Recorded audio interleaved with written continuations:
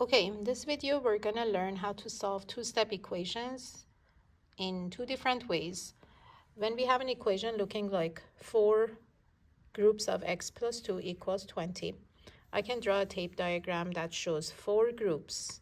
The total is 20. In each group, I have x plus 2, so I'm going to go ahead and write that. So it makes sense to start with dividing 20 by 4, so then I know each group is equal to 5, because 5 times 4 equals 20. So then I go ahead and subtract 2, which gives me 3. So I know in each group I have 3 plus 2, which equals 5, and then I have 4 5s, which equals 20. So this would be drawing the tape diagram and solving it with the tape diagram. Then I'm going to do algebra. So as you can see, I'm going to divide by 4. I don't subtract 4 because this is 4 groups of x plus 2. It's really 4 times x plus 2. There is a little dot here that shows multiplying.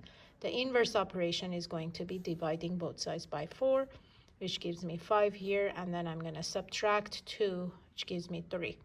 So my step 1 and step 2 really match my step 1 and step 2 when I was using the tape diagram.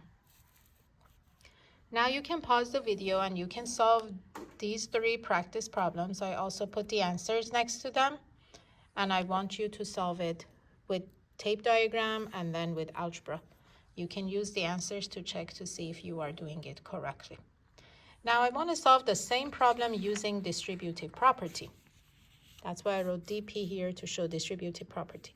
So I have 4 groups of x plus 2, which means 4 times x, that's 4x, and then 4 times 2, that's 8.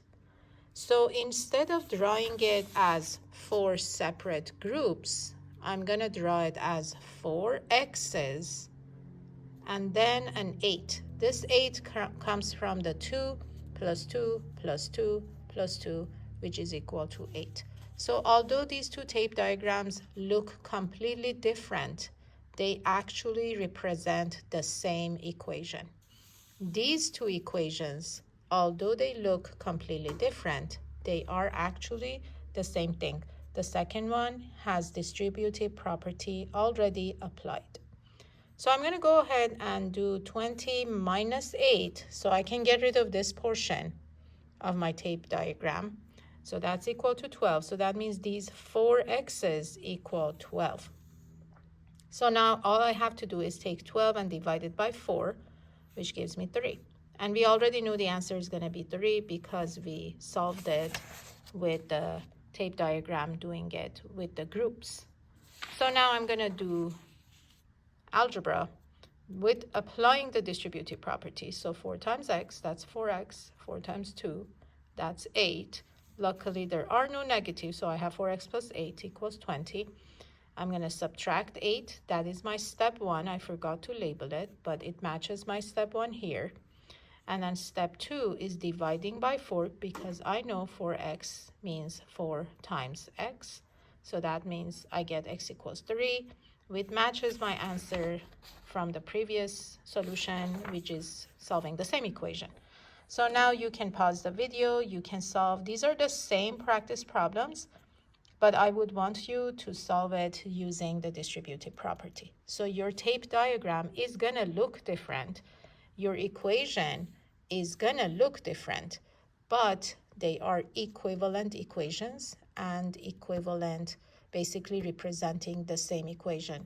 If it looks like this, that would be applying the distributive property.